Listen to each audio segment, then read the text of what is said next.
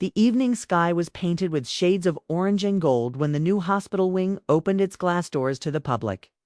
Everything inside looked fresh, clean, and modern. Nurses walked fast with clipboards in hand. The scent of disinfectant filled the air, and the soft sound of shoes echoed on the marble floor.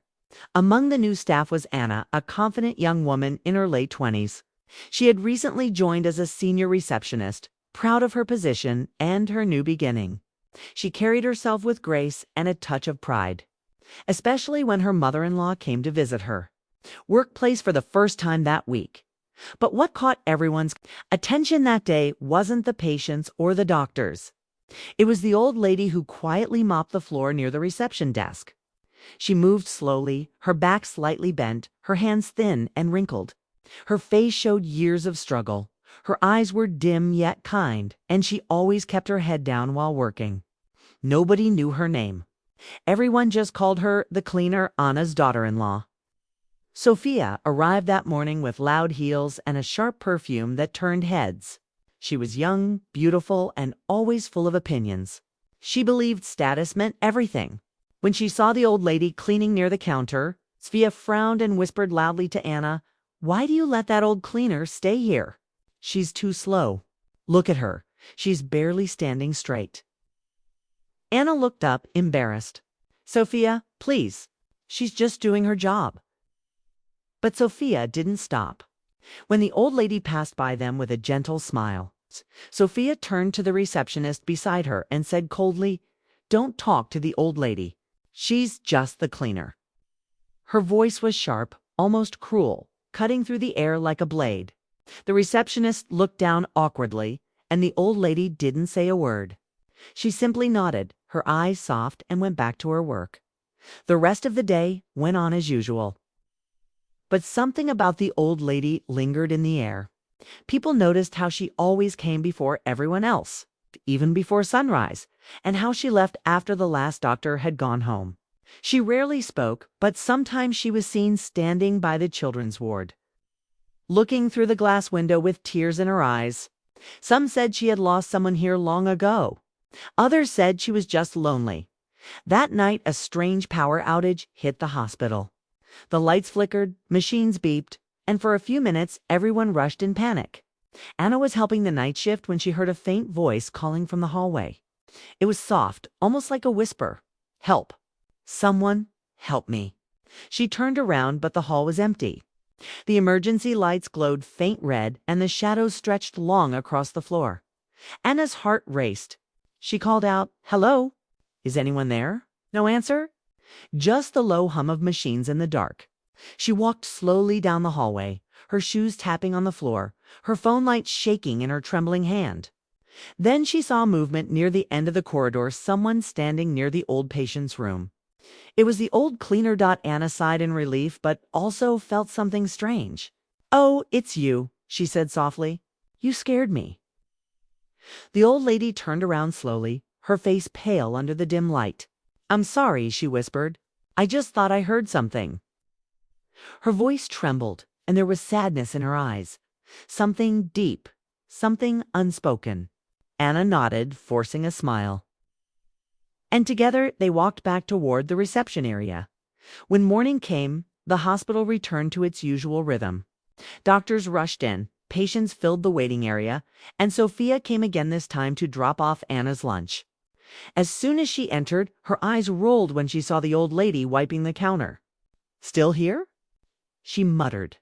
Then, louder so everyone could hear, "Why don't they replace her already? She's too old for this work."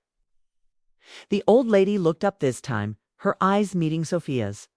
There was no anger in them, only a calm sadness that made Sophia uncomfortable. But instead of backing down, Sophia smirked and said to the receptionist nearby, "You should really stop talking to people like her.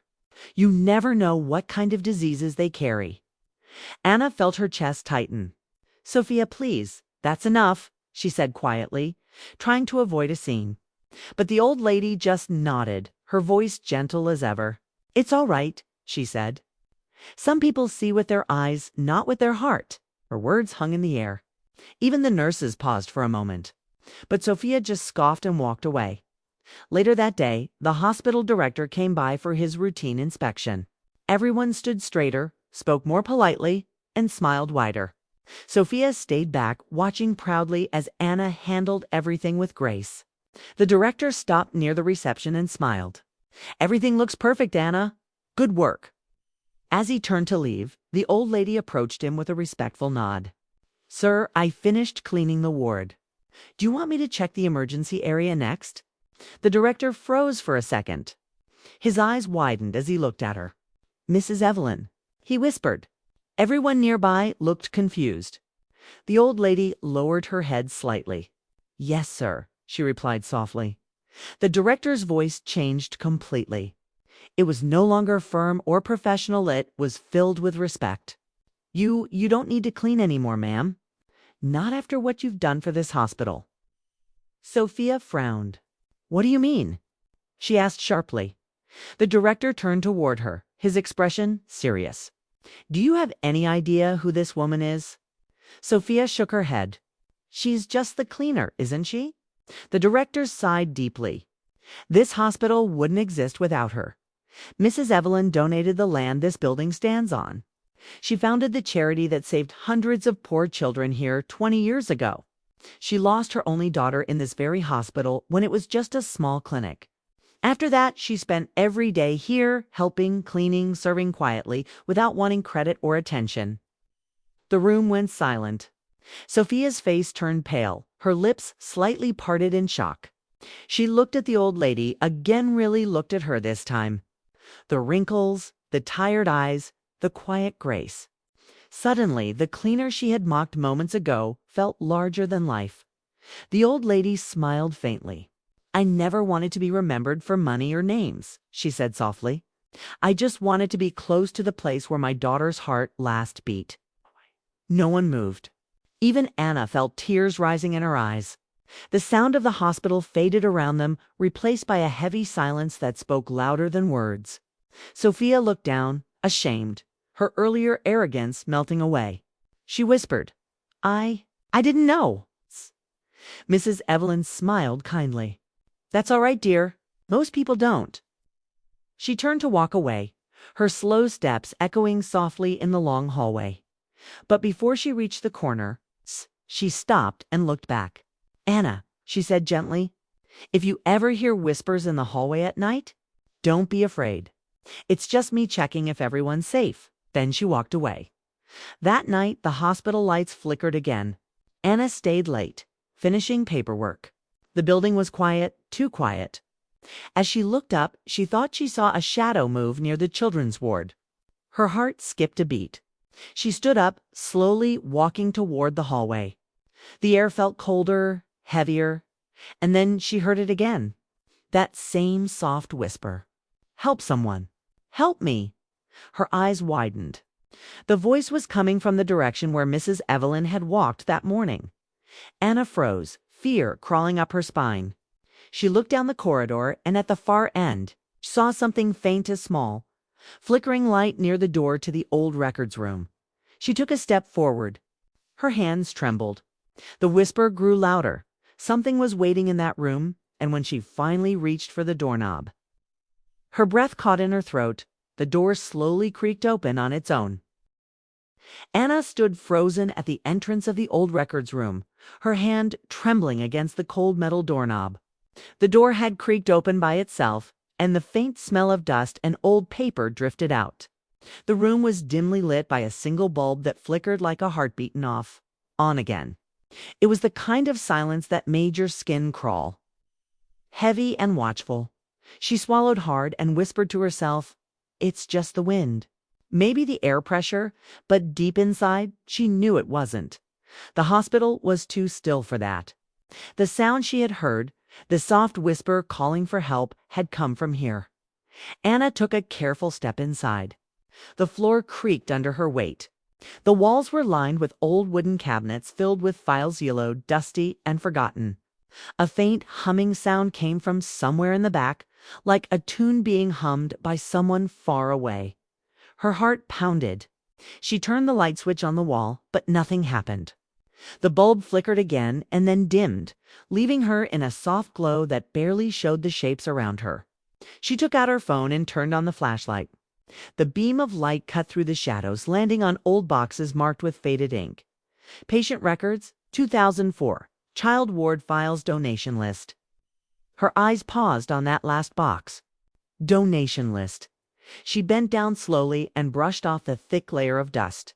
Her fingers trembled as she opened it. Inside were old papers, photographs, receipts, hospital documents. One paper caught her eye. A land deed. The name written in careful ink was Evelyn Grace Harrington. Anna blinked. That was the old cleaner's full name. So the director was right. She really had been the woman who donated the hospital land. But then she noticed something else. Attached to the document was an old photo, faded but still clear enough to make out the faces. It was a picture of a young woman holding a little girl. Both were smiling, standing right where the hospital now stood. And behind them, written in blue pen, were the words, "For my little Emily. May this place always keep her memory alive." Anna's throat tightened. She whispered the name, Emily. That's when she heard it again. The whisper, only this time, closer. "Help me." Her phone light shook as she turned toward the sound. The back of the room was darker, the air heavier, almost damp. The beam of light caught the edge of something, a small white shoe lying beside a broken box. It looked old, tiny, like it belonged to a child. Anna's chest ached with a strange fear. She took a slow step forward, her breath shallow. The sound came again, faint and sad, as if echoing through time. "Mama, where are you?" Anna's heart stopped. The voice wasn't an adult's. It was a little girl's. Her eyes widened in horror. She spun around, scanning the room, but there was no one there. Only the shelves, the papers, and the flickering light. She whispered shakily, "Who's there?" Silence. Then the bulb flickered. Once more on for a split second, Anna saw a reflection in the dusty window. A small figure standing behind her, wearing a white hospital gown. Her hair covering half her face. Anna gasped and turned. Instantly, but the room was empty again. Her pulse raced so fast she could barely breathe. She stumbled backward, dropping the papers from her hand. The sound echoed like thunder in the silent room. When she bent down to pick them up, she noticed something new. One of the papers she hadn't seen before had slipped out of the folder. It looked like a medical report. The patient's name at the top read Emily Grace Harrington. Age 8, cause of death, cardiac arrest. Anna's hand shook violently. She felt cold all over. Emily, Evelyn's daughter. The girl she had built the hospital in memory of. But why did Anna hear her voice? She turned toward the hallway, her voice weak. "Mrs. Evelyn." Her words echoed softly, but no one replied.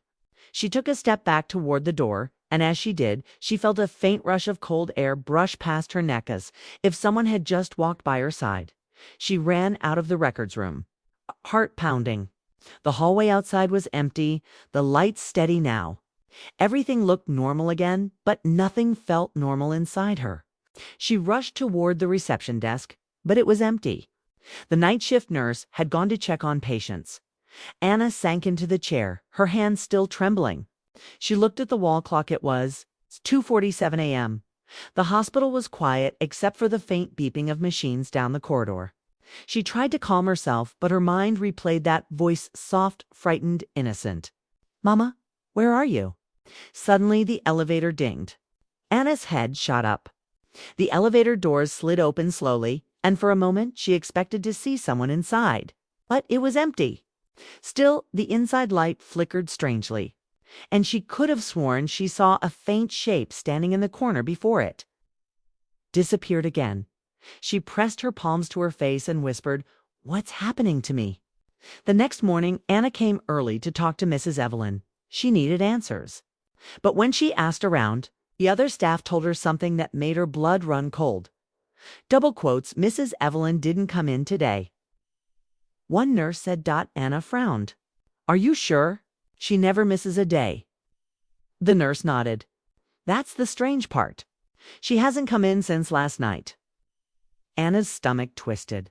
"But I saw her last night," she said softly, "in the hallway." The nurse looked puzzled. "That's not possible. She left before evening. She wasn't here after 7. Anna froze. She couldn't explain it. She didn't even try. Later that day, Anna drove to the small neighborhood where she knew Mrs. Evelyn lived. It was an old part of town, quiet, lined with trees that looked as tired as time.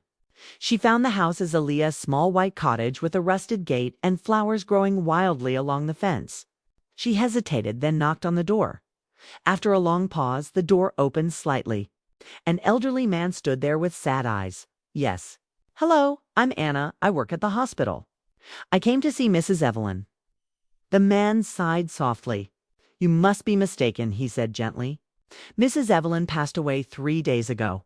Anna's lips parted, but no words came out. She stared at him, frozen. "That can't be true," she whispered. I saw her yesterday. She spoke to me. She was cleaning." The man shook his head slowly. "No, miss. She died peacefully in her sleep. We had her funeral yesterday morning." The world spun around Anna. She couldn't breathe. The sound of her heartbeat filled her ears. "But the hospital director. He spoke to her yesterday." The man looked down sadly. "The director came to her funeral. He knew." Anna felt her knees weaken. She clutched the doorframe for support, her mind refusing to believe what she just heard. The man added quietly, "She loved that hospital. She said she'd never really leave it." Anna stepped back slowly, her throat tight, her mind reeling. If Mrs. Evelyn was dead, then who had she seen in the hallway last night? Who had spoken to her near the records room? She turned away, walking quickly toward her car. The street was quiet, the afternoon sunlight falling through the trees like gold dust. But as she reached for her car door, she saw something that made her heart skip. Through the reflection on the window, she saw Mrs. Evelyn standing across the road wearing the same gray cleaning uniform, her hands folded, her face calm. She smiled softly as if nothing had happened. Anna spun around instantly. The road was empty. A soft wind blew through the trees, carrying a faint whisper. "Thank you for listening." Anna stood there in shock, her hands cold, her heart pounding. She didn't know if it was real or if her mind was playing tricks on her. But she knew one thing for sure: the hospital still carried Evelyn's presence. That night, she went back to work. And once again, around 2:45 a.m., she heard a faint sound from the hallway. The gentle hum of someone mopping the floor when she looked up from the reception desk. The lights flickered, and at the end of the hall, she saw her, the old lady, cleaning quietly, her back turned, just like always. Anna's lips trembled as she whispered, "Mrs. Evelyn." The old lady paused, turned slightly, and smiled before fading away into the soft glow of the emergency lights. Anna couldn't move, but deep inside, she felt peace instead of fear this time. Somehow she knew Mrs. Evelyn wasn't haunting the hospital, she was watching over it. Still, something told Anna the story wasn't over, because when she returned to her desk, she found a small white shoe placed neatly beside her chair, the same one she had seen in the records room. And this time, a note was tied to it. It said, "Find her." Anna stared at it in shock. Find who? The whisper came again, closer, sadder, clearer. Find Emily. Anna's heart stopped. The morning sunlight spilled through the hospital windows, painting long lines of gold on the tiled floor. But Anna felt none of its warmth. Her mind kept replaying the whisper she had heard the night before, "Find Emily." It wasn't just a sound anymore.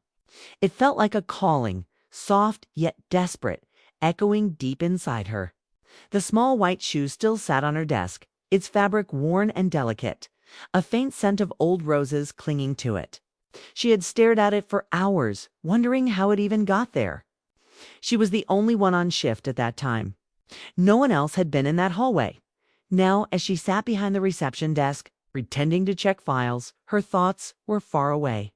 The hospital looked normal. Again, doctors walking quickly, nurses chatting quietly, patients waiting. But underneath that normal rhythm, Anna felt something heavy in the air, something unseen.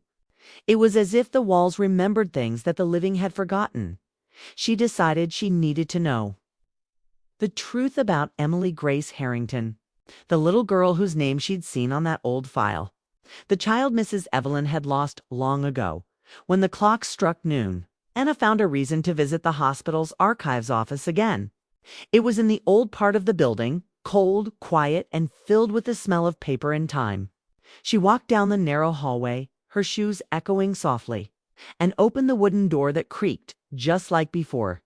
Inside, the air was cooler, almost damp. Dust hung in the sunlight that filtered through the window. Anna turned on the old ceiling light, which flickered to life weakly. She sat at the desk and began searching through the files again, her fingers moving over the old folders labeled Patients, 2004.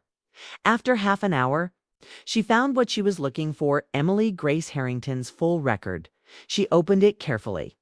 Inside were medical notes, written by hand, old X-ray photos, and a doctor's final report. The words were simple but painful. Patient suffered sudden cardiac arrest following post-surgery complications. Despite multiple resuscitation attempts, time of death recorded at 2:47 a.m. Anna froze. 2:47 a.m., that was the same time she had heard the whispers every night. Her skin prickled. There was also a photograph attached to the last page, a small girl in a white hospital gown, smiling shyly at the camera. She had short dark hair and eyes full of innocence. On the back of the photo, written in faded blue ink, were the words, "Emily, always brave, always smiling." Anna's throat tightened. She could almost feel the girl's presence beside her. She whispered, "Emily, what happened to you?" Just as she said that, the air in the room shifted. The old ceiling light flickered once, twice, then went out completely. The room fell into a dim half-darkness. Anna's heart began to pound. She turned her phone's flashlight on again, her beam cutting through the dust and shadows. That's when she heard tiny footsteps, soft, barefoot, coming from the corner of the room. "Hello," she said, her voice trembling. No answer. Only the quiet sound of breathing close. Like someone was standing right behind her. She turned quickly, the light shaking, but the corner was empty. Just the shelves filled with old records. Her hand was shaking so hard that the light bounced across the walls.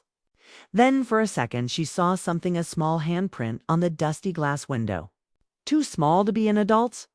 Anna gasped and took a step back. The files on the table suddenly rustled, even though there was no end. One paper flew off and landed near her feet.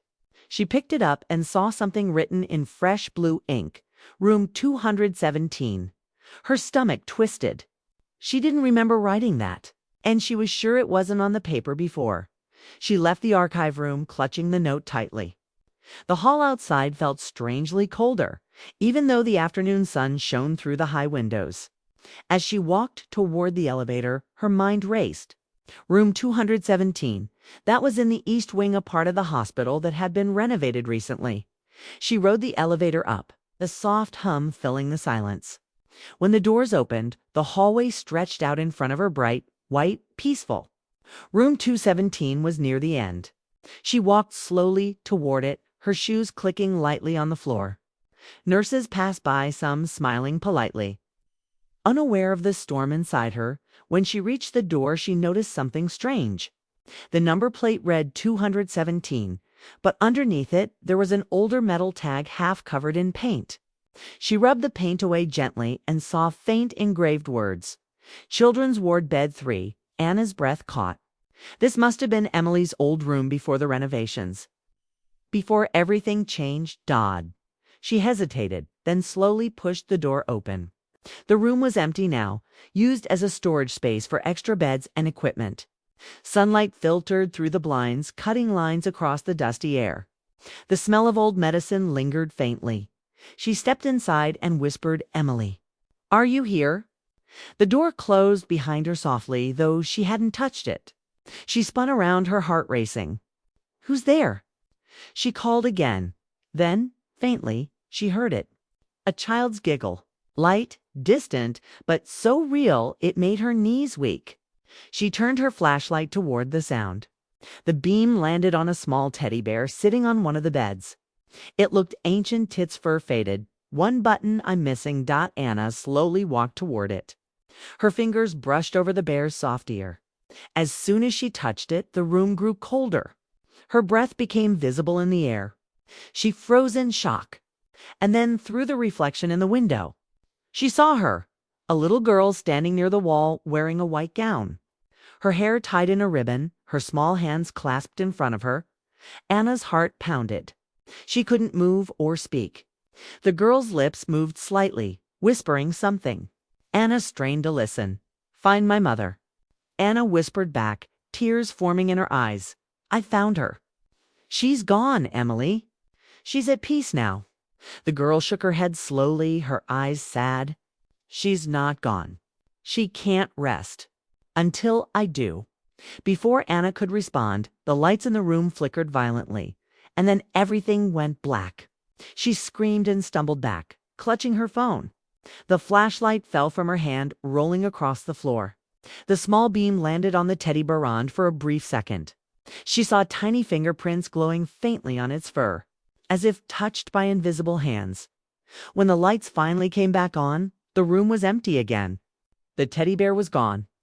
Anna ran out, her pulse pounding in her ears. She didn't stop until she reached the main hallway, her hands shaking so badly she had to hold on to the wall. A passing nurse looked at her with concern. "Ma'am, are you all right?" Anna nodded weakly. "Just feeling dizzy." She couldn't tell anyone what she saw. Who would believe her? That night she sat alone at home, staring at the small white shoe again. She placed it beside her on the table and whispered, "Emily, what do you want me to do?" The clock ticked slowly.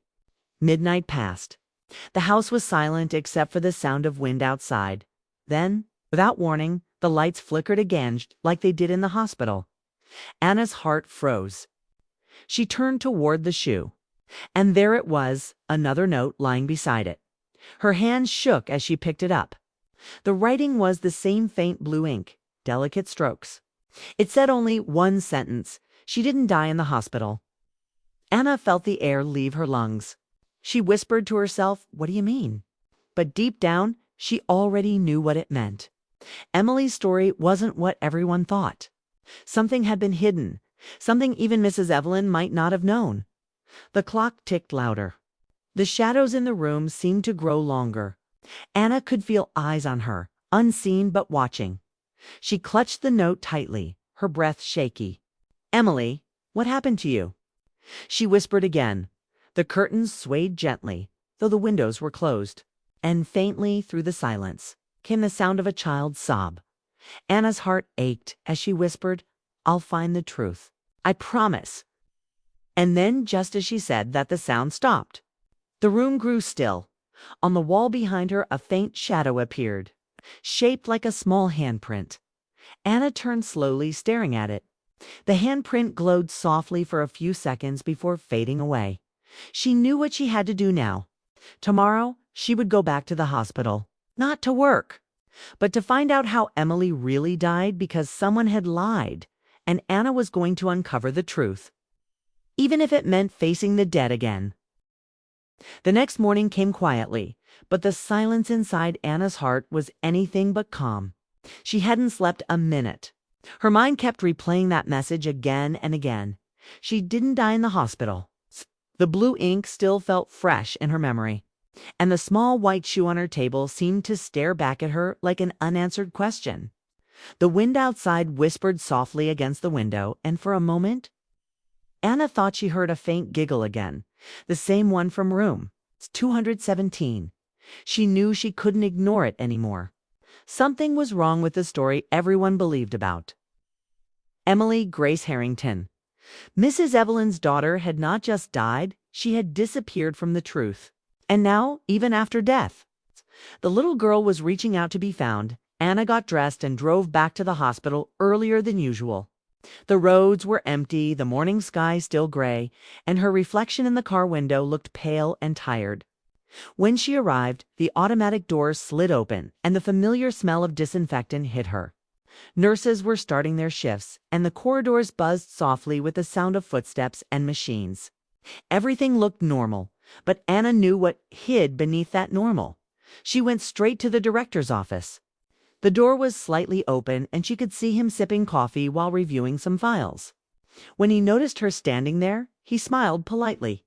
"Ah, Anna, you're here early. Everything all right?" Anna hesitated.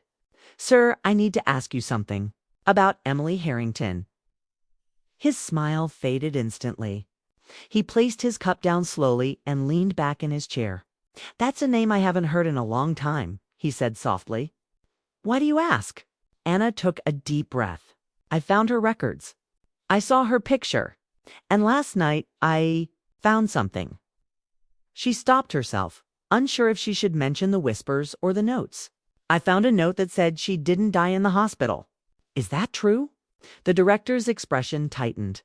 He looked away for a moment, then spoke carefully. "Anna, there are some stories better left untouched. Emily's case. It was complicated. Complicated how?" She pressed. "Everyone says she died from cardiac arrest. But the notes said otherwise." He sighed deeply, rubbing his forehead. "Her death happened almost 20 years ago. Back then, the hospital was smaller and the records weren't as strict as now. The official report says cardiac arrest, yes. But there were whispers that her body was never properly found after she passed. They said the records were tampered with to protect someone. Mrs. Evelyn refused to believe her daughter was gone. That's why she stayed here all those years cleaning the halls, watching over the wards. She believed Emily was still here somehow." Anna's eyes widened. "Her body was never found." He shook his head slowly. "No one knows what really happened that night. The doctor who handled her case disappeared soon after. His name was Dr. Mason." The name sent a chill down Anna's spine. "Dr. Mason?" "Yes," the director said. "He was brilliant but secretive. Left the hospital suddenly. No one heard from him again." Anna stood there, her heart beating fast. Something about that didn't feel right. She thanked the director and left his office, her thoughts racing. If Emily's body had never been found, maybe the girl's spirit was trapped, searching for the truth she never got. That evening, Anna stayed late again. The hospital grew quieter as night fell, the halls emptying one by one. By 2 a.m., the only sounds were the faint hum of machines and the distant ticking of a clock. She walked toward the East Wing toward room 217, her flashlight in hand. The air was cold there, heavier than before. She could almost feel the weight of unseen eyes watching her. The door creaked softly as she pushed it open. The room looked exactly as she had left it, empty, except for the faint marks on the dusty floor where the teddy bear had once been. She whispered into the stillness, "Emily, I'm here. Please help me understand."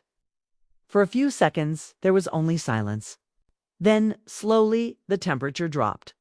Her breath became visible again. The lights flickered once, twice, and then she heard it, a small voice. "Room downstairs. The basement." Anna froze. "The basement." The whisper came again, clearer this time. "He took me there." Her blood ran cold. The basement. That part of the hospital had been sealed off years ago. Nobody went there anymore. It was used decades ago for storage and maintenance work before the new wing was built. But if Emily was trying to lead her there, then that's where the truth must be. Anna took a deep breath and whispered, "I'll go." She turned and walked down the long hallway. The elevator didn't go to the basement anymore, so she had to use the old staircase near the emergency exit. The steps creaked under her feet as she descended. The deeper she went, the darker and colder it became. The smell changed too, from antiseptic to damp earth and old iron. When she reached the bottom, her flashlight barely pierced through the darkness. The air felt thick, heavy with the weight of time. Old pipes ran along the ceiling, dripping water that echoed like soft taps in the silence. She moved forward, her shoes crunching on dust and broken glass. There were several old storage rooms down there, each with rusted doors and faded labels. One read supplies, another maintenance. But at the end of the corridor, she saw one door slightly open. Faint light flickered from inside like a candle flame. Her pulse raced. She walked toward it slowly, her hand shaking as she pushed it open.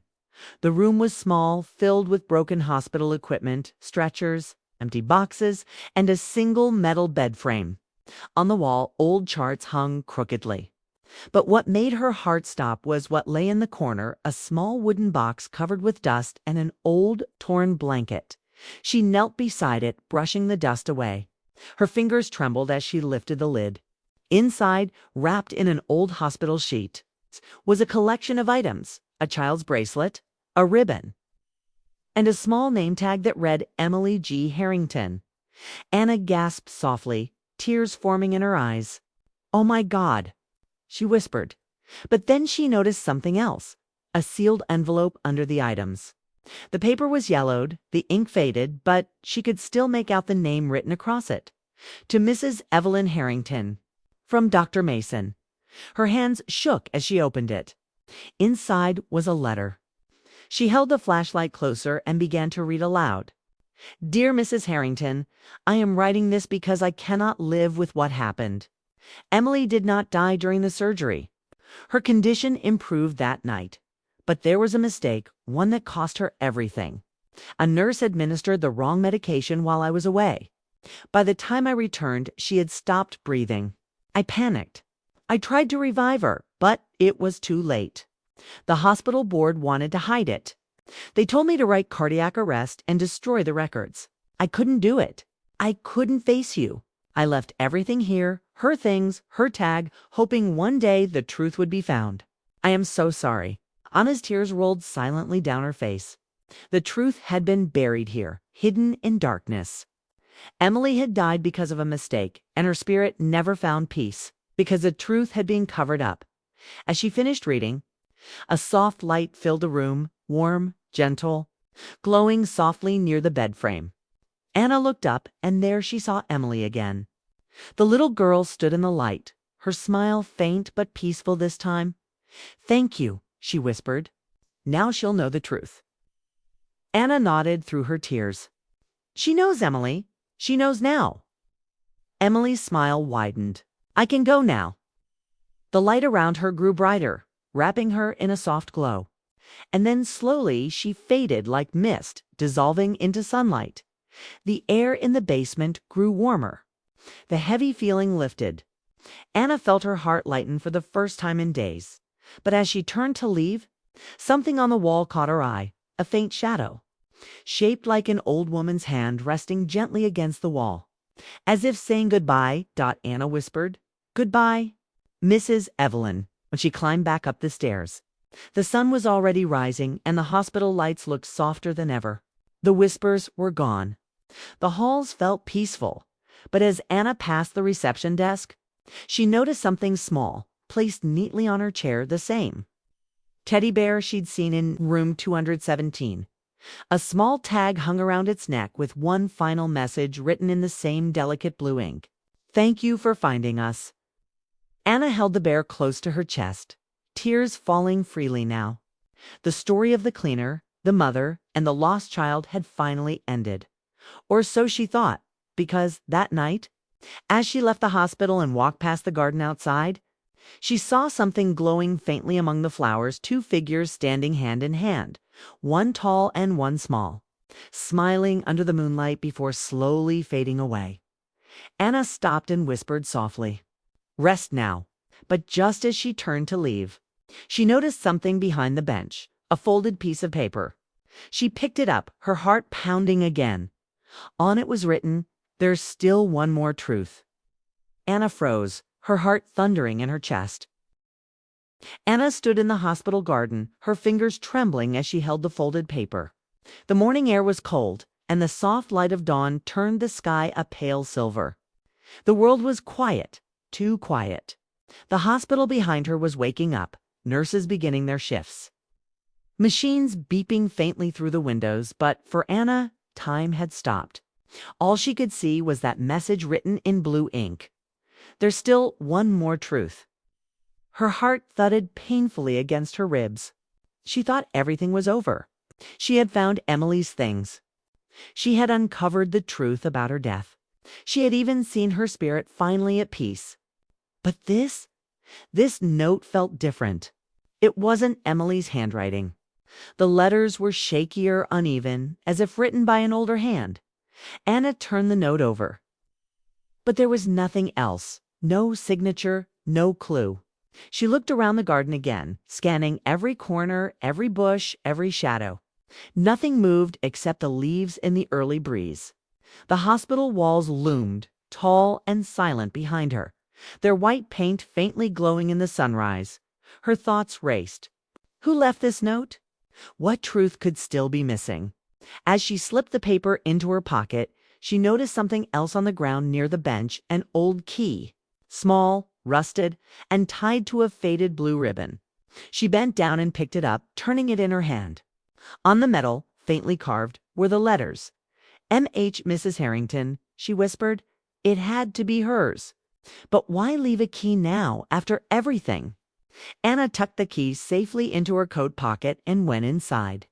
Her mind was clouded with questions.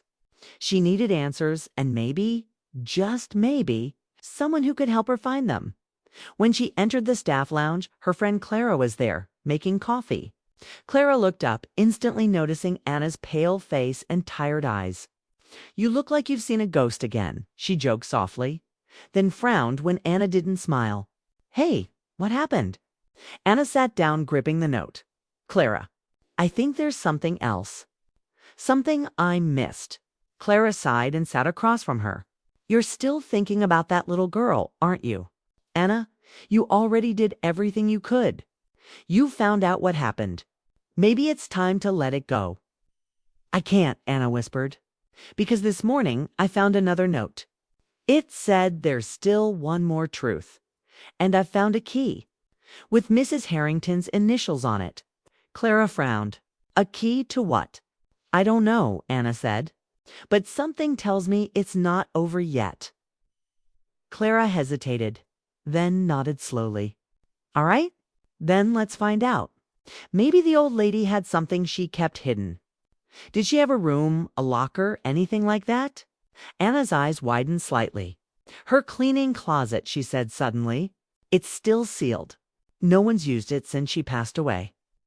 Clara raised an eyebrow. "You think your key fits there?" Anna didn't answer. She didn't have to. The look in her eyes said it all.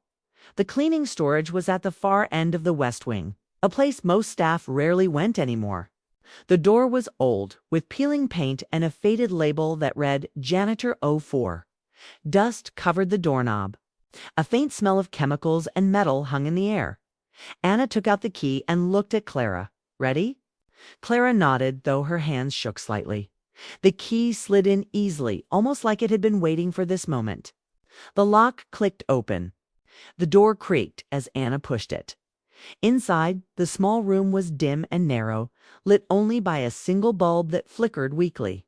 Shelves lined the walls, filled with cleaning bottles, mops, and old rags. But near the back, covered by a gray cloth, was a small wooden chest. Anna felt her stomach twist. They stepped closer. The air felt heavier now, colder. Anna pulled the cloth away, revealing a locked chest with the same carved initials, E.H. Evelyn Harrington. She whispered. Clara knelt down. "Maybe your key works here too." Anna inserted the key. Another soft click. The chest opened with a creak. Inside were several envelopes tied together with string, an old photo album, and a small worn diary.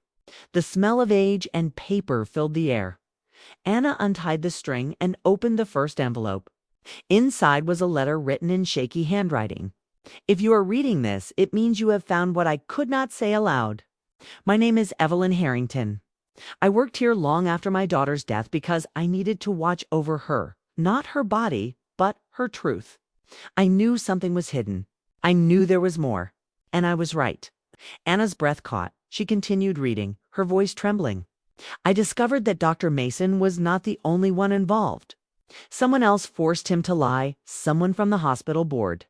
They made him change the reports and disappear afterward. I found letters he left hidden in the basement, but I could never find him. He was afraid. He said there was something buried deeper under the hospital itself." Clara gasped softly. "Under the hospital." Anna nodded, eyes wide. She turned the page. I tried to tell the director, but he told me to stay silent or lose my job. So I stayed as the cleaner, the invisible woman waiting for the day someone would care enough to find the truth. If anyone finds this diary, please finish what I couldn't. Beneath the old supply tunnels, there is a sealed door marked with a red cross. That is where the truth lies. Anna and Clara stared at each other in shock. The tunnels, Clara said slowly. You mean the old maintenance passages below the basement? Yes, Anna whispered. That's where I found Emily's things. But I didn't see any red cross. Clara frowned. Maybe it's hidden behind something. Anna closed the diary carefully and stood up. Then that's where we go next. The entrance to the tunnels was hidden behind a metal panel near the far end of the basement. Hardly anyone even remembered it existed. When Anna and Clara pried it open, a cloud of dust and stale air hit them. The passage was dark, narrow, and lined with corroded pipes. Their flashlights cut through the shadows as they moved forward, their footsteps echoing softly. The air was thick with moisture and the faint scent of rust. After about 15 minutes of walking, they reached a dead end, a solid wall covered in grime and old markings. There's nothing here, Clara whispered. Frustrated, Anna's light swept across the wall. Wait, she said suddenly. There faintly beneath the dirt was a shape. She rubbed at it with her hand, revealing faded red paint forming a small cross. The Red Cross. She breathed. Clara's eyes widened. Evelyn was right. Anna pressed her hand against the wall. It felt hollow. There was something behind it. Help me, she said. Together they pushed and pulled until, with a heavy groan, part of the wall shifted, revealing a hidden door made of steel. It was sealed with a large mechanical lock, rusted but intact. Anna's heart pounded. What could they be hiding down here? Clara looked pale. Anna, maybe we shouldn't, but before she could finish, a sudden gust of air blew through the tunnel. Their flashlights flickered. A faint whisper echoed around them, soft, broken, familiar. Don't stop now. Anna froze. Did you hear that? Clara nodded slowly, fear flashing in her eyes. It's her, Anna said quietly. Mrs. Evelyn. The whisper came again, clearer this time. Find what they buried. Anna swallowed hard, then turned to the door. We're opening it. Clara hesitated, but nodded. All right, together. Anna reached for the rusted wheel in the center of the door and began to turn it. It groaned loudly, metal grinding against metal. After several long seconds, it gave way with a heavy clang. They pulled the door open. A cold rush of air escaped, carrying a smell of chemicals and decay. They stepped inside, and what they saw made their blood run cold. Rows of old, dusty hospital equipment lined the walls.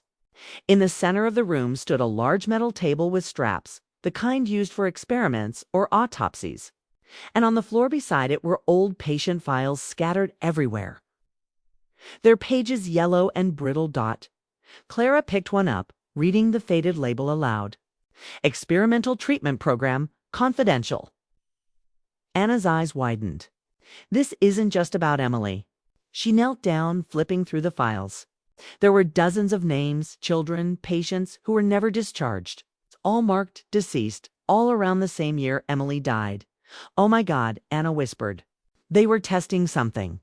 On children. Clara covered her mouth in shock. And they blamed Dr. Mason for everything. Anna stood up slowly, her flashlight trembling in her hand. This is what Evelyn meant. This is the truth she could never tell. The light flickered again. Somewhere in the darkness they both heard footsteps, slow, heavy. Approaching, Clara grabbed Anna's arm, whispering, "We're not alone down here." Anna turned toward the sound, her heart thundering. Out of the shadows stepped a tall, thin man wearing a long coat, his face half hidden by the dim light. His voice was calm, deep, and unsettling. "I was wondering when someone would finally come back here," he said softly. Anna froze. Who are you?" The man stepped closer, the light revealing his pale, worn face and tired eyes. "My name," he said slowly, "is Dr. Mason. Anna's breath caught in her throat. The tunnel was silent except for the slow, echoing footsteps of the man standing before them. His coat was long, gray, and worn at the edges. His hair had turned silver and deep lines marked his face. He looked like someone who had been carrying the weight of his sins for decades. When he finally stepped into the light, Anna and Clara both froze. There was no doubt. The name matched. The tired, haunted eyes matched. It was him, Dr. Mason. Anna's hand tightened on her flashlight. "You're alive," she whispered, her voice barely steady. The man smiled faintly, a sad, broken smile. "Alive. If you can call it that," he said softly. "I suppose I've just been waiting for this moment." Clara stepped forward, her voice shaking. "You disappeared years ago. Everyone thought you ran away after Emily Harrington's death." Dr. Mason's eyes flickered with pain at the mention of the name. He nodded slowly. "That's what they wanted people to think." Anna's heart pounded. "Then tell us the truth. What really happened?" For a long moment, he said nothing. He looked past them into the dark tunnel as if seeing memories no one else could see. Then, quietly, he began to speak. "I didn't run away. I was forced to disappear," he said. "Emily's death? It wasn't just a tragic accident. It was part of something much bigger, something this hospital buried deep beneath the walls." He walked toward the metal table in the center of the room, running his fingers over the cold surface. Back then, the board was desperate to develop a new experimental serum. It was supposed to strengthen the heart, make recovery faster for children with terminal conditions. But it was untested, dangerous. They pushed me to try it. Anna's breath caught. "On Emily." He nodded slowly. "I refused. She was too fragile. I didn't want to risk her life.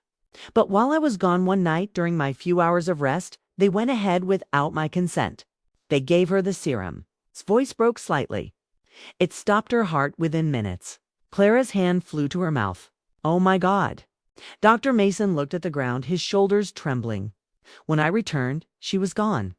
The board told me to write it off as a cardiac failure. They said if I didn't, I would lose everything, my license, my family, my freedom. So I signed the report. But afterward, I couldn't live with it. I tried to tell Mrs. Harrington, but they stopped me. They said she would be institutionalized for spreading lies." Anna felt tears rise to her eyes. That's why she stayed all those years. She knew something was wrong. Dr. Mason nodded. "Yes, she stayed to watch, to wait, to make sure the truth didn't vanish with me." There was a long silence. The air around them felt heavier now, full of the sorrow of the past. Clara looked around at the files scattered on the floor. "And these?" she asked quietly. "All these children?" Dr. Mason's face hardened. "They were other test subjects. The board covered their tracks. Some died, others simply disappeared from the records. The experiments were shut down, and all evidence was locked away behind this door. I stayed here in secret, keeping watch. I couldn't let them destroy everything. I had to make sure someone found it one day." Anna took a step closer, her voice trembling with a mix of anger and sadness. "You mean you've been here all this time? Beneath the hospital?" He gave a weak nod. "I couldn't leave. I lost everything up there. Down here, at least, I could keep the truth safe." Clara whispered. "This is insane." Anna took a deep breath. "Why now? Why show yourself now?" Dr. Mason's eyes softened. "Because she led you here," he said simply. "Evelyn." Akana's heart stopped. "You mean," he nodded. "She came to me once years ago. She knew I was still alive. She begged me to tell the truth, but I couldn't. I was terrified. Then one night she came again, and she said, 'If you don't tell the world will tell her for you.' And now, here you are." Anna felt her throat tighten. "She's gone now, but she's still here, somehow." "I know," he said softly. "I feel her too. I always have." For a long while, the three of them stood there in silence. The past seemed to breathe through the walls, a story of guilt, love, and loss that had been buried too long. Then Clara spoke, her voice sharp but trembling. "We need to report this. We need to show the files, tell the authorities." Dr. Mason shook his head quickly. "You don't understand. The people who did this, they're still out there. Some of them are on the hospital's board even now. They'll destroy everything before you get the chance." Anna clenched her fists. "Then what do you suggest we do?" "Just let it stay hidden."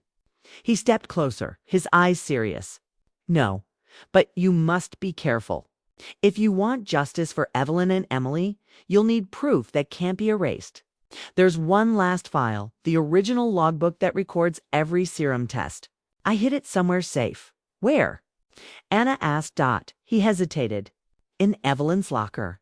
Anna blinked. "Her lock?" "Yes," he said. "It was never emptied after she died. I put it there years ago, hidden under the floor panel. Only she and I knew about it," Clara whispered. "Then that's where we go next." But before they could move, a loud metallic sound echoed through the tunnel. Clang. They all turned sharply. The heavy door they had entered through was closing on its own. Dr. Mason's face went pale. "They found us. Who?" Clara gasped before he could answer. The lights flickered violently, then went out completely. The darkness swallowed everything. Anna grabbed Clara's hand. "Stay close." Dr. Mason's voice came from somewhere ahead. "Run back through the passage." They stumbled in the dark, guided only by the faint beam of Anna's dying flashlight. Behind them, heavy footsteps echoed fast, purposeful, coming closer. Anna's heart pounded. "Someone's down here," she whispered. They turned a corner and reached the narrow stairway leading up to the maintenance floor. Dr. Mason pushed them ahead. "Go! I'll hold them off." "No," Anna shouted. "You can't go." He yelled, pushing her forward. "You have to finish this." Before she could protest again, he turned back into the darkness, his shadow vanishing. Moments later, the sound of a struggle echoed through the tunnel, a crash. A shout, and then silence. Anna froze, tears in her eyes. "Dr. Mason!" She screamed, but there was no reply. Clara pulled her arm. "Anna, we have to go." They ran up the stairs, bursting through a rusted door into an old storage hall. The air was thick and dusty, but light streamed through a small window above. Anna slammed the door shut and locked it behind them for a few seconds. They just stood there, gasping for breath, hearts racing. Clara whispered, "Who were they? Who else knows about this?" Anna shook her head. "I don't know. But whoever it is, they don't want this story coming out." She reached into her pocket and pulled out the diary Evelyn had written. "We still have this. And if Dr. Mason's right, the logbook is still in her locker." Clara nodded slowly. "Then we go there next." Anna took a deep breath, staring back at the locked door. Somewhere below, in the tunnels. The darkness waited, holding more than just secrets. The air around her seemed to whisper again, faint and distant. "Find the truth, Anna, before they find you." Anna's heart skipped a beat.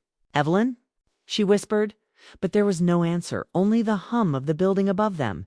She looked at Clara, determination filling her eyes. "We finish what they started." And as they left the dark basement behind, a single thought burned in her mind. If the truth had already taken the lives of a child, a mother, and a doctor, what would it take from her next? The next day, the hospital looked normal again. Too normal. Patients were being wheeled down the halls, nurses chatted by the counters, and machines beeped softly in their steady rhythm. But for Anna, everything had changed. She walked through the corridors as if she were walking inside a dream. Every face she saw felt suspicious. Every sound felt like a warning. She hadn't slept. After escaping the basement with Clara, she'd spent the night at her apartment, staring at the ceiling, clutching Evelyn's diary to her chest. The last words Evelyn had written kept replaying in her mind beneath the old supply tunnels. "There is a sealed door marked with a red cross." They had found it. They had found Dr. Mason, and now he was gone. Maybe dead. Maybe captured. The thought made her chest tighten painfully. By morning, she knew what she had to do next. If Dr. Mason was right, if the original logbook was still hidden in Evelyn's locker, it could be the final piece of truth the world needed to expose what really happened in that hospital all those years ago. But she also knew one thing very clearly now. Someone inside the hospital didn't want that truth revealed. Clara met her near the staff lounge. Her eyes were bloodshot from lack of sleep, her face pale. "You sure you want to do this today?" she asked softly. Anna nodded. "We can't wait. They already know someone's looking. If we stop now, they'll destroy everything." Clara sighed and looked around nervously. "All right, let's do it fast." Before anyone notices, they walked down the long hallway toward the West Wing, where the old storage lockers were kept. The place smelled faintly of dust and metal. Few people came here anymore. Most of the lockers belonged to retired or deceased staff. When they reached locker number 47, Anna's heart began to pound. The nameplate was still there, faded but clear. E. Harrington. Clara whispered, "You have the key." Anna nodded and slipped it into the rusty lock. It took a few seconds of struggling before it finally turned with a soft click. The door creaked open, revealing Evelyn's old cleaning supplies, bottles, rags, an old broom, and a small tin box sitting neatly on the shelf. Anna reached for the box. It was heavier than she expected. She opened it slowly. Inside was a stack of letters tied with string, a faded photo of Evelyn holding a little girl, and beneath it, small metal panel on the locker floor. Clara crouched down. That must be it. Anna pulled at the edge of the panel, and it lifted slightly. Beneath it lay a leather-bound book, old and stained, its cover cracked with age. On the front, faint letters read, "Serum Trial Log, Year 2003. Anna's hand shook as she lifted it. She could feel the weight of the past in its pages. She opened it, and there it was.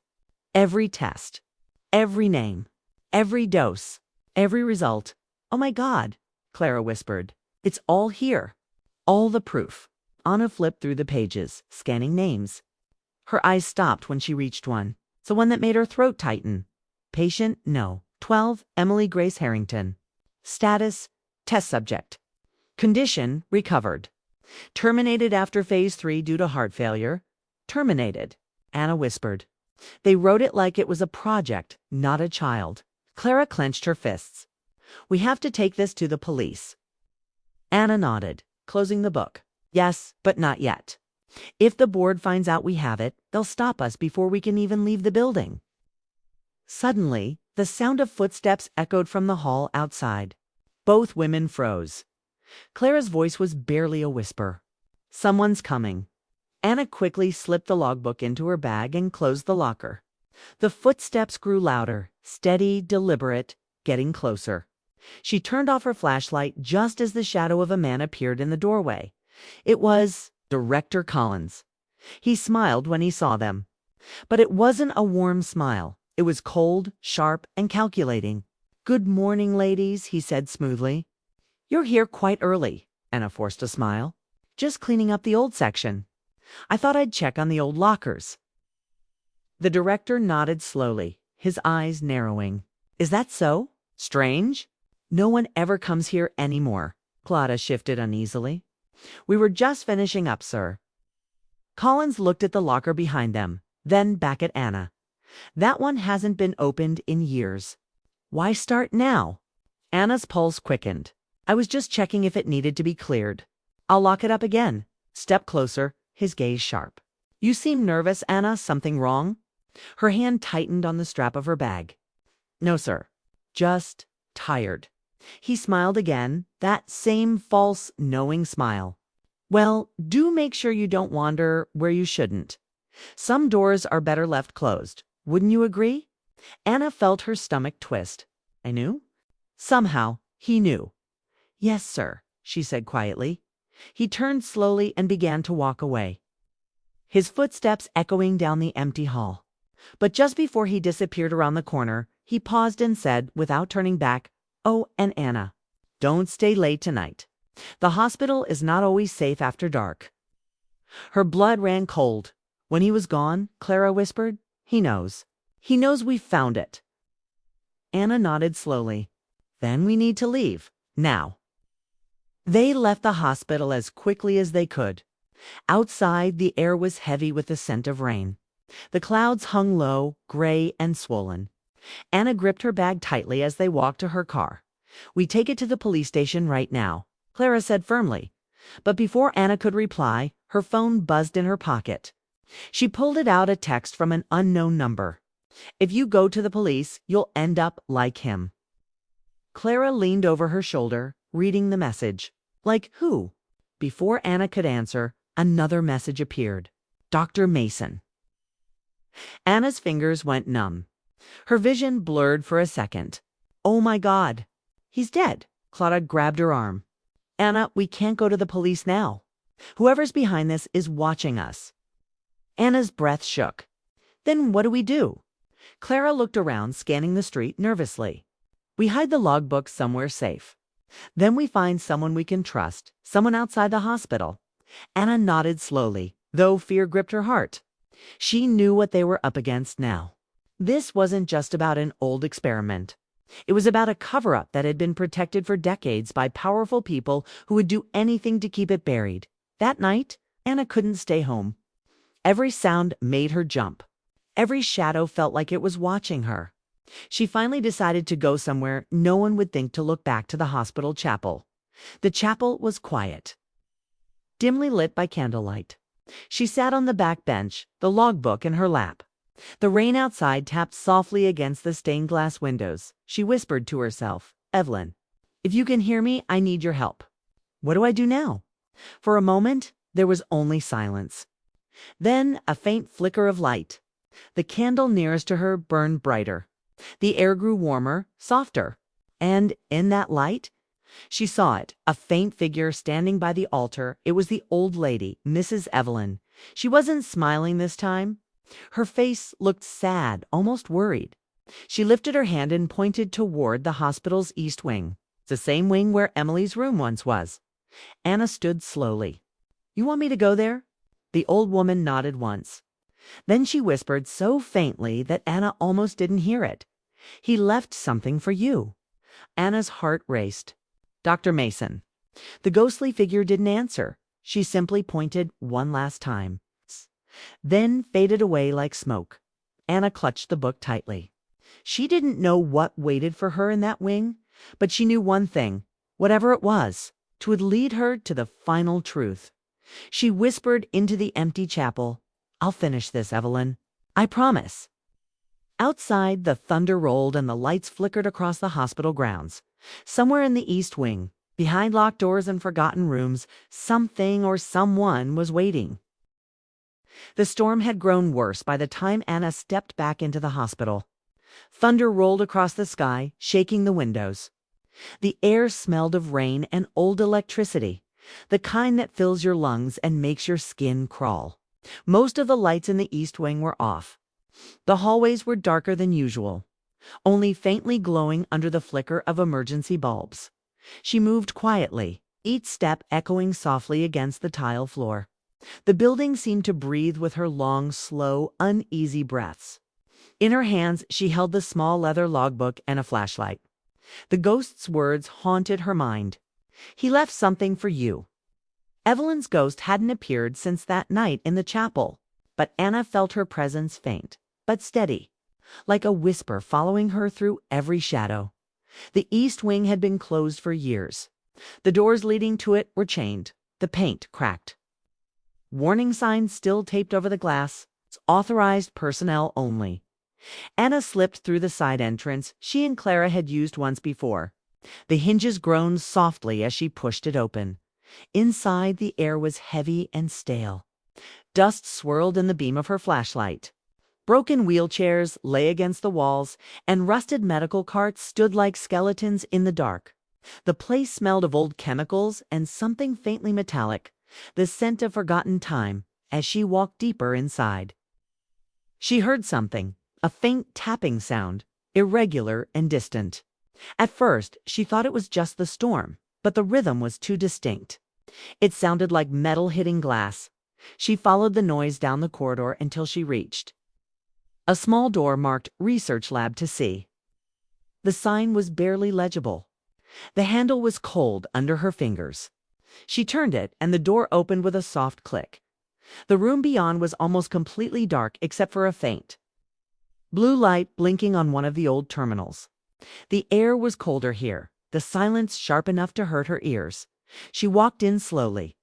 The terminal's screen flickered, lines of code and numbers scrolling across it before freezing on a single line of text. For Anna, if you are reading this, I didn't make it out. Her breath caught. She stepped closer, her heart pounding. It was Dr. Mason's voice, or at least his final message. She pressed a few keys, and the old speaker crackled faintly. His voice came through, faint, tired, almost broken. If you found this, then you already know the truth about Evelyn. And Emily, they weren't just experiments. They were survivors. Evelyn wasn't a cleaner. She was one of the nurses who tried to stop the trials when she found out what they were doing. She saved Emily from the lab. But Emily didn't die. They took her back years later, and she became part of the second phase. Anna felt the world tilt around her. Emily didn't die. She whispered. The recording continued. I kept records. Anna, all the children they experimented on, they were the foundation of the hospital's research. Evelyn was the only one who exposed them. She went into hiding, disguised herself as a cleaner to stay close, to protect what little evidence remained. She told me the same thing she told you, that truth has to come from someone innocent. There was a pause. Static filled the air. Then Dr. Mason's voice grew softer. If you're hearing this, it means I've failed to protect the last file. It's hidden behind the painting in the East Wing hallway. Take it before they find you, and Anna. Trust no one. The recording ended with a faint click. Anna stood there, frozen. The hospital suddenly felt colder, the shadows heavier. Evelyn had been a nurse, not a cleaner. She had seen everything, and she had sacrificed everything to protect that secret. But Emily? Emily had survived. The truth twisted in Anna's chest. Who was Emily now? Where was she? She turned and hurried out of the lab. The East Wing hallway stretched ahead, long and dark. Her flashlight shook slightly in her trembling hand. Rain beat against the windows like impatient fingers. Halfway down the hall, she saw it, a large framed painting of the hospital's founders. Dust covered the glass, but the gold plaque still gleamed faintly in the light. For those who built hope, Anna almost laughed bitterly. Hope. She reached behind the frame, feeling along the wall. Her fingers brushed something cold, a metal latch. She pulled it open. Behind the painting was a small safe, its keypad faintly blinking. A slip of paper was taped to the side. In faded ink, someone had written, E+E equals truth. Evelyn and Emily, Anna murmured. She tried typing E into the keypad, but it didn't respond. Then she noticed the numbers etched faintly into the side of the paper. 1203. She entered it. The safe clicked open. Inside was a small drive labeled Project Genesis Final Phase. Her heart raced as she picked it up. She knew what it meant. This was the real evidence. The one that could destroy the hospital's name forever. She slipped the drive into her pocket, shut the safe, and turned just in time to see a shadow move at the end of the hall. Someone was there, Clara. She called softly. No answer. The figure stepped closer, and she saw the glint of something metallic. A flashlight. Then a voice echoed through the hall, smooth and calm. Going somewhere, Anna? It was Director Collins. Her stomach dropped. He stepped into the light, his face calm, his suit immaculate despite the rain. I warned you not to dig too deep. Anna clenched her fists. You lied to everyone. You let them suffer. He smiled faintly. Suffer? My dear, they were part of something greater. Evelyn didn't understand that. Neither did Mason. And now you're just repeating their mistake. You killed him, didn't you? She said quietly. He tilted his head, his eyes cold. He was a problem, and problems have to be removed. Anger and fear surged through her. You won't get away with this. I have proof. Collins took a slow step forward. Proof can disappear, Miss Walker, just like people. Anna backed away, gripping her flashlight. Stay away from me, he smirked. You can't stop what's already begun. Project Genesis didn't die 20 years ago. It's been running this whole time under a different name. Her breath caught. You're still experimenting. He didn't answer, only smiled wider. You should go home, Anna. Forget this ever happened, or you'll end up just like Evelyn. He turned and started walking away. But before disappearing into the darkness, he added softly, and if you think she's gone, you should check the patient files under room 13B. The name hit her like a wave. Room 13B. That was where she'd been assigned. Years ago, when she first joined the hospital, a ward that had been closed ever since. As Collins's footsteps faded, Anna stood trembling. The walls seemed to close in. The silence pressing around her. Room 13B, Evelyn, Emily. The truth, she knew what she had to do. She had to go there. But as she turned to leave, her flashlight flickered once, then went out. The hall went completely dark. From somewhere down the corridor, she heard a soft voice, distant, broken, and hauntingly familiar. Anna, help me. She froze. The voice wasn't Evelyn's. It was younger, softer, like a child's whisper. They said I was special, Anna. But I just wanted to go home. Her hands shook. Emily? The air grew colder. The lights flickered faintly. And for just a second, only a heartbeat, she saw a small figure standing at the end of the hallway. A little girl, her dress stained. Her eyes wide with sadness. Then she vanished. Anna's heart pounded so hard she thought it might break. The USB drive felt like it was burning in her pocket. Whatever waited for her in room 13B. It was no longer just a mystery. It was alive. The rain had stopped by midnight. But the hospital was wrapped in an eerie stillness that made every breath echo louder than it should. The storm clouds had moved on, leaving behind a thick fog that pressed against the windows and dimmed the world outside. Inside, only the low hum of the generators broke the silence. Anna stood at the end of the east wing, staring at the locked door marked room 13B. The red warning tape across it had faded, curling at the edges. A single flickering light above cast a weak, trembling glow over the rusted handle. Her pulse thudded in her ears. Collins's words still replayed in her mind. If you think she's gone, check the files under room 13B. She hadn't told anyone she was here tonight.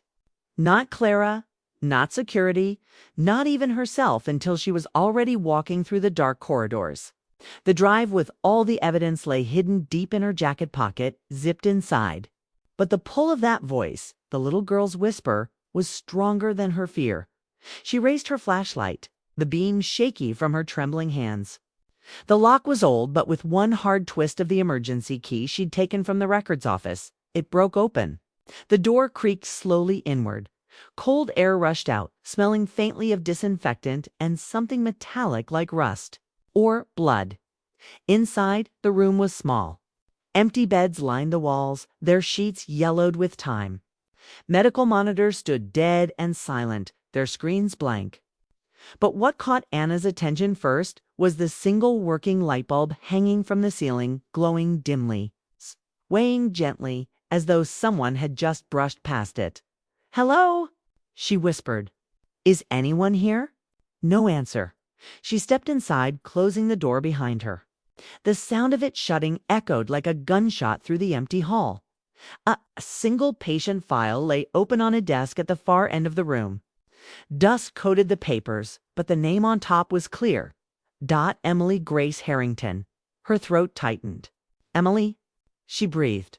She reached for the file. Inside were notes, faded photographs, and long typewritten reports stamped with the same title. Project Genesis, Phase 2. Her eyes skimmed the words, heart pounding faster with every line. Subject shows rapid cellular recovery. Memory irregularities detected. Emotional regression noted. Subject continues to call for Evelyn. Anna's eyes blurred with tears. You poor child. She turned another page and froze, a recent entry. The ink was still dark. Subject relocated to Subleville storage. Access restricted. Observation continues under director's authorization. Her voice trembled as she read it aloud. She's still here. A sudden sound made her jump, a soft creak from behind one of the curtained beds. She turned sharply, flashlight beams slicing through the dark. Who's there? The curtain moved slightly, slowly. Anna's hand shook as she reached out and pulled it open. Behind it, sitting on the edge of the bed, was a small figure. A little girl. Pale skin, tangled hair, eyes far too old for her face. She looked up slowly, blinking at the light. "Emily," Anna whispered. The girl tilted her head. "You can see me." Anna nodded weakly. "Yes." "Yes, I can." Emily smiled, but it was sad, almost broken. "They said no one could see me anymore. Not after the last test." Anna took a cautious step closer. "What test, sweetheart? What did they do to you?" The little girl looked down at her hands, fidgeting. "They said they could make me better. But it hurt. It hurt so much. Mrs. Evelyn said she would take me away. But the man with the glasses, he stopped her. He said I belong to the hospital now." Tears welled in Anna's eyes. "You don't belong to anyone, Emily." The girl's eyes flicked up to hers, wide and desperate. "They're still here, you know? The ones who made me. They don't like when you find their secrets." Before Anna could speak, the lights flickered violently. The bulb above them buzzed and went out, plunging the room into darkness. Anna's flashlight flickered too, the beam cutting in and out. "Emily," she whispered. A faint giggle came from somewhere in the dark. Then a whisper so close to her ear it made her freeze. "You have her book, don't you?" Anna turned sharply. "Evelyn's diary." "Yes, she hid the truth in there. The names. The numbers. But you can't trust everyone who helped her." Her voice echoed strangely, bouncing off the walls like it came from everywhere and nowhere at once. "Who are you talking about?" Anna asked, her voice trembling. But before she got an answer, the flashlight went completely dead. The darkness was suffocating now. And then she heard footsteps. Not Emily's. Heavy ones, slow. Coming down the hallway toward room 13 Byte. Anna's breath hitched. She backed away from the door, her heart racing so loud she could barely hear. "Emily, hide!" She hissed, but the girl was gone. The door handle began to turn.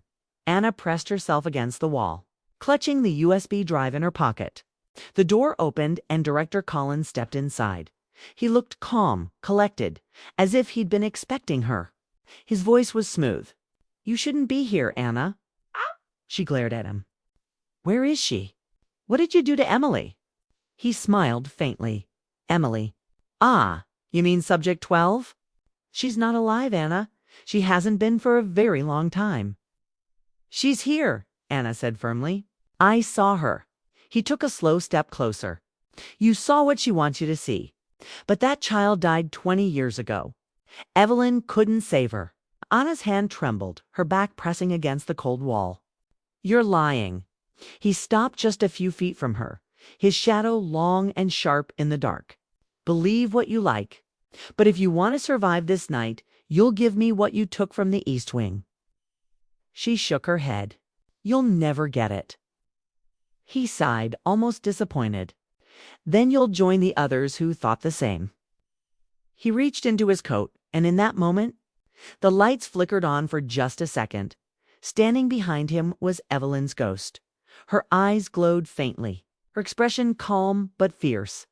Collins froze, turning his head slightly as the temperature in the room dropped. Anna didn't think, she ran. She bolted past him. Down the hallway, her shoes echoing against the tiles. Behind her, she heard Collins shout something, but his voice was drowned out by the sound of the fire alarm suddenly blaring through the building. Red lights flashed as sprinklers sputtered to life, spraying mist into the air. Anna didn't stop until she reached the stairwell. She stumbled down, coughing, the USB drive still clutched in her hand. The emergency exit was just ahead. But as she reached for the door, stopped. Standing there in the red flashing light was Emily. The little girl looked at her, her eyes glowing faintly now. "Don't let them erase her, Anna," she whispered. "She saved me once. Now save her." Then she faded, just like that. Gone again. Anna's heart pounded as she pushed through the exit door and into the rain-soaked parking lot. Sirens wailed in the distance. She knew now what she had to do. She had to expose everything, Evelyn. Emily, Project Genesis, all of it. But as she reached her car, she saw something that made her blood run cold. Her passenger door was open, and sitting inside, drenched from the rain, was a small box, the same metal box Evelyn had once kept in her locker. Anna's hands shook as she opened it. Inside was a folded note, the ink running slightly from the moisture. It read, "The truth doesn't end here. Find the orphanage." That's where it began. Anna looked up, lightning flashing across the sky. The orphanage, that was where Evelyn had worked before she joined the hospital where the first test subjects were taken. She swallowed hard, her heart pounding with dread and determination. She didn't know who left the box or how it got there. But she knew one thing. The truth wasn't finished with her yet. She climbed into the car, clutching the note, and whispered to herself, "I'm not stopping now. Not until I know everything." The car engine roared to life, headlights cutting through the storm in the rearview mirror. For just a heartbeat, she saw Evelyn standing under the rain, watching her with that same sad smile. Then she was gone. Anna pressed her foot on the gas, the hospital shrinking behind her as she drove toward the one place that might still hold the answers. The orphanage. The road stretched endlessly through the night, the rain blurring the headlights into white ribbons. Anna's knuckles were white around the steering wheel. Her heart thudded with the rhythm of the windshield wipers, each beat whispering the same thought again and again. The orphanage. That was where Evelyn's note had led her. That was where everything had begun. By the time she reached it, the rain had faded to a cold drizzle. The building stood at the edge of town, a decaying shadow of its past. Its windows were dark, some cracked, some boarded shut. A crooked sign hung over the gate, "St. Mary's Children's Home." The letters were faded, but the feeling was unmistakable. This was the place. Anna stepped out of the car, clutching the metal box tightly. The ground was muddy, her shoes sinking slightly as she walked toward the entrance. A gust of wind pushed the doors open with a low creak. Inside, the air was stale and cold. The faint smell of mold and rot filled the hallway. Dust floated in her flashlight beam, swirling like tiny ghosts. Broken toys, forgotten shoes, and torn papers lay scattered on the floor. "This is where you started it, Evelyn," Anna whispered softly. "This is where you found them." The sound of her voice echoed strangely through the empty halls. She moved deeper into the orphanage, past empty dorm rooms and peeling wallpaper. Faded children's drawings still clung to the walls, smiling suns, stick figures holding hands, names written in shaky handwriting. And then she saw one that made her stop. It was a crayon drawing of a woman with gray hair and kind eyes, standing beside a little girl in a yellow dress. Beneath it, in uneven letters, someone had written, "Me and Miss Evelyn." Anna's throat tightened. She reached out and touched the corner of the paper. "You were here, Emily," she whispered. For a moment, the building seemed to sigh. A faint breeze brushed past her face, carrying the scent of something warm and familiar. Lavender. The same perfume Evelyn had always worn. She followed it, her flashlight beam trembling as she walked toward the chapel at the back of the orphanage. The door was half open, the hinges moaning softly. Inside, the air was thicker, colder. The pews were covered in dust, and the cross above the altar was cracked in the middle. At first, it seemed empty. But then Anna noticed something strange. A section of the floorboards behind the altar was newer than the rest. The wood didn't match. Someone had replaced it. She knelt down, brushing her hand across the surface. There were faint marks, scratch lines, almost like someone had clawed at the wood from underneath. Her pulse quickened. She gripped the edge of the board and pulled. It came loose with a sharp creak. Beneath it was a small space, and inside that, a wooden box. Her fingers shook as she opened it. Inside were several envelopes, all neatly labeled with names. Each one held photographs of children and medical forms stamped with the same title: Project Genesis, Phase I. She flipped through them, her heart breaking with every name. Small children, most listed as unidentified or deceased. At the very bottom was a final envelope marked E. Grace Harrington. Anna opened it carefully. Inside was a photo, a young girl no older than 7 smiling shyly at the camera.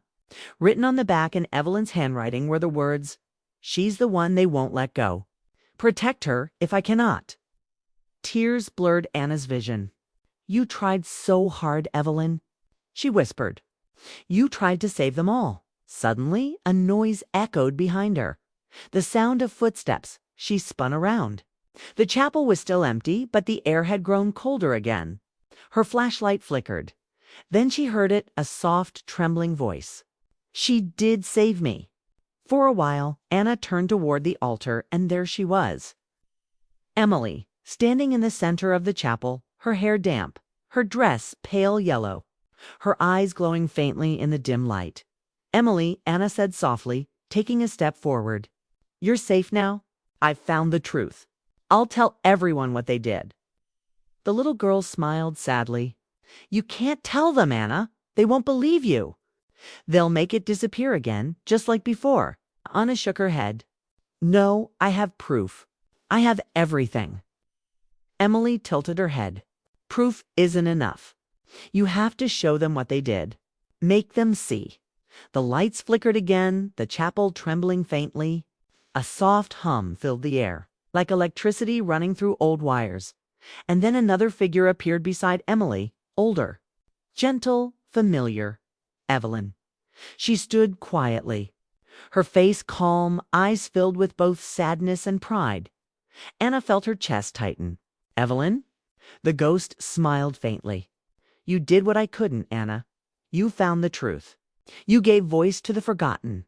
Anna's eyes filled with tears. "They'll pay for what they did. I promise." Evelyn shook her head slowly. "Justice doesn't come from anger. It comes from remembrance. Make them remember, Anna. Tell their story." As she spoke, the wind grew softer, the air warmer. The chapel filled with faint golden light. Emily stepped closer, her small hand reaching out toward Anna. "Tell them about us," she whispered, "so they never do it again." Anna nodded, tears streaming down her face. "Will, I promise I will." Evelyn's figure began to fade, her voice soft and calm. "Goodbye, Anna." The light dimmed, the room falling silent once more. When Anna opened her eyes, she was alone. The box, the photographs, the file, all real. But the ghosts were gone. She stood there for a long moment, breathing in the stillness. Then she gathered everything carefully, placing it into her bag. Outside, the dawn was breaking. The rain had stopped completely. The sky glowed faintly gold as she drove back toward the city, the orphanage disappearing behind her in the mist. 2 weeks later, Anna stood before a panel of reporters. The files from the hospital and the orphanage had been released to the authorities. The news had spread like wildfire. Headlines spoke of the hidden experiments of St. Mary's Hospital and the woman who exposed the truth. She watched quietly as pictures of the children appeared on the screen behind her, among them Emily's photo. "This," she said, her voice steady but soft, "isn't just a story about science gone wrong. It's about people who were forgotten. A woman who is called just a cleaner, but who is more courageous than anyone knew. Evelyn Harrington gave her life trying to save these children. And one of them, Emily, still waits to be remembered." The room was silent for a long moment. Cameras clicked softly. Someone in the back wiped away tears. Anna continued, her voice trembling slightly. "We can't bring them back, but we can make sure their names are never erased again." When the conference ended, Anna stepped outside. The sunlight was warm, the first she'd felt in days. She looked up at the sky and smiled faintly. "I did it, Evelyn," she whispered. "They know now." For a brief moment, as she turned to leave, she caught a reflection in the glass doors, Evelyn standing beside Emily, both smiling gently before fading into the light.